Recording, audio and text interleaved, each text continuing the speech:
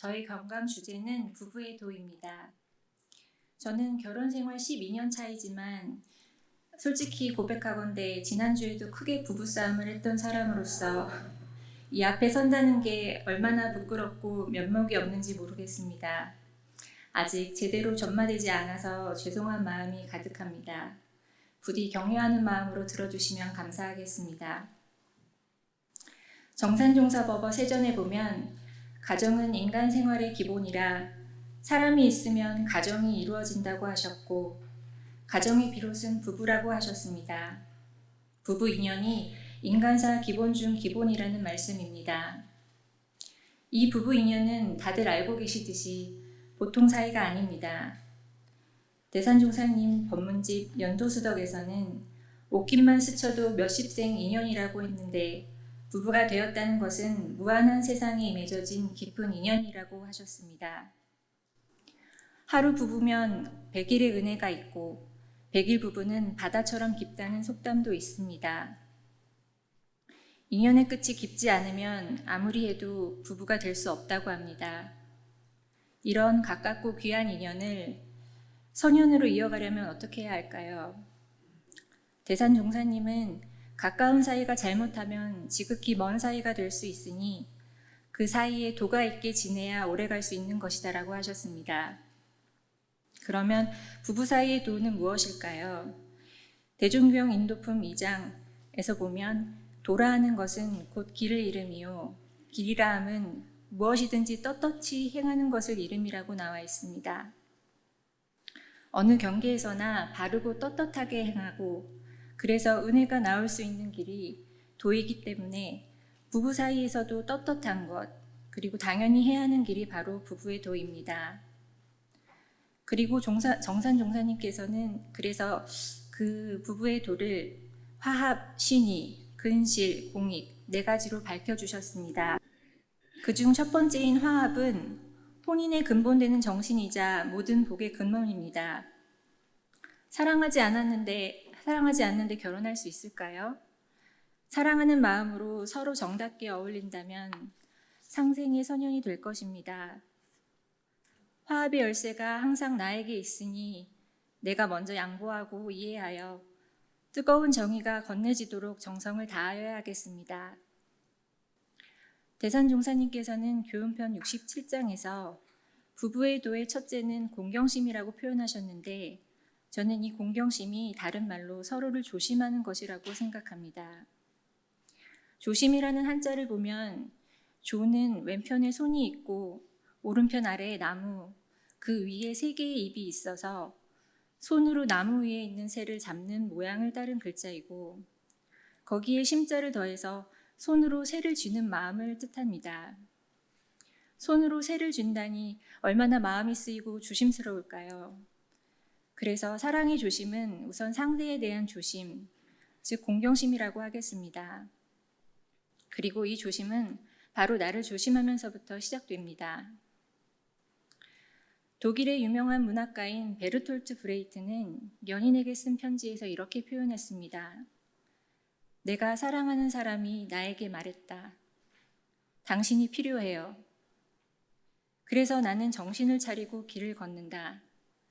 빗방울까지도 두려워하면서 그것에 맞아 살해되어서는 안 되겠기에 내가 사랑하는 사람을 위해서 역설적으로 나를 아낀다는 의미입니다.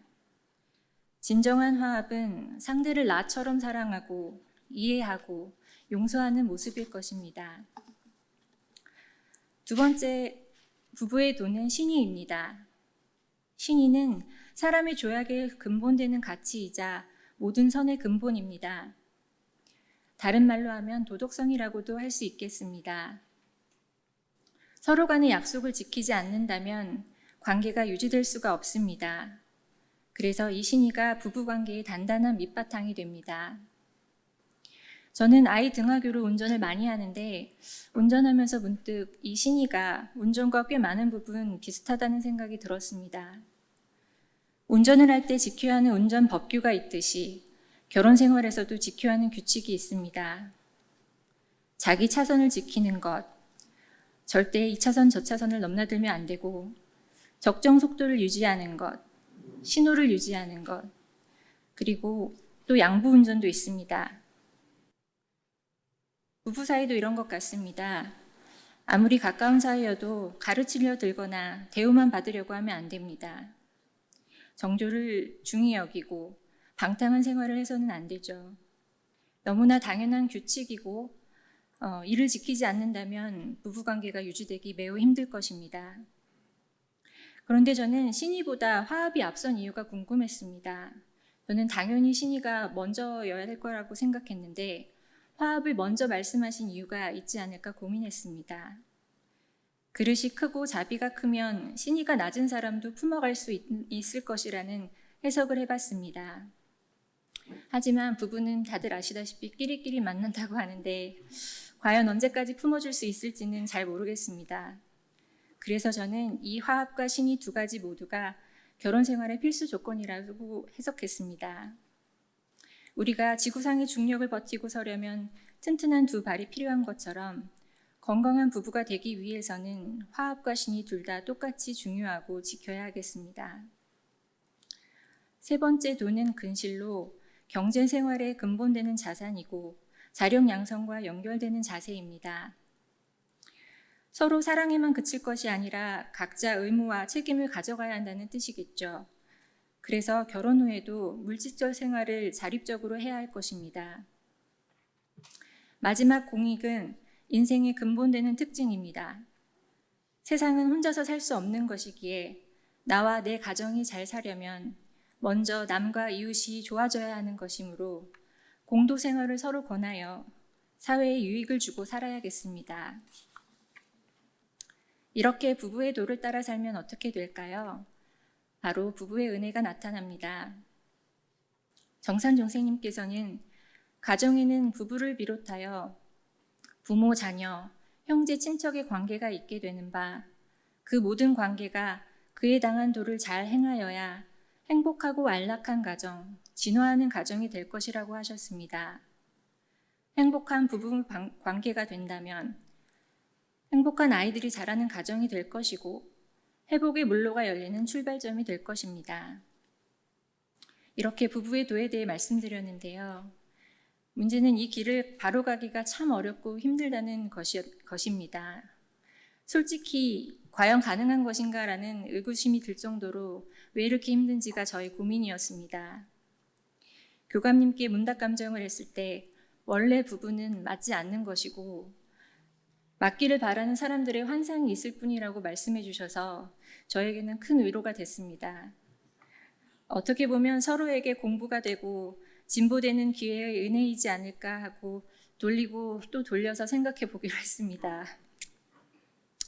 그래서 아마도 정산종사님께서 화합과 신의를 끝까지 하라고 단서를 달아주지 않으셨나 합니다. 될 때까지 하라는 뜻이겠죠. 마지막으로 발레 이야기를 말씀드리고 마무리하겠습니다. 발레는 중력을 반하는 운동입니다. 계속 점프를 하게 되죠. 그래서 아름다운 움직임을 만들어냅니다. 그리고 이렇게 하기 위해서는 매일매일 발레리나가 혹독한 연습을 합니다. 강수진 발레리나 발사진이 유명해서 다들 아시리라 짐작합니다. 이 점프도 힘들지만 발레리나는 힘든 걸 얼굴로 표현하지 않습니다. 오히려 반대로 힘들지 않은 척 고상한 표정을 짓습니다. 어떻게 보면 우리도 인생에서 발레를 추고 있지 않나 합니다. 어떤 노력을 해도 업이라는 중력을 벗어날 수 없지만 끊임없이 벗어나려고 노력하고 있는 거죠. 그리고 발레리나처럼 부부 사이에서도 아름다움을 춤을 추고자 끊임없이 노력하는 것 같습니다. 우아한 표정으로 하면 금상첨화일 거겠지만 무엇보다 끝까지 해보려는 의지가 중요하다는 깨달음을 마음에 새기면서 오늘 경강을 마무리하도록 하겠습니다. 감사합니다.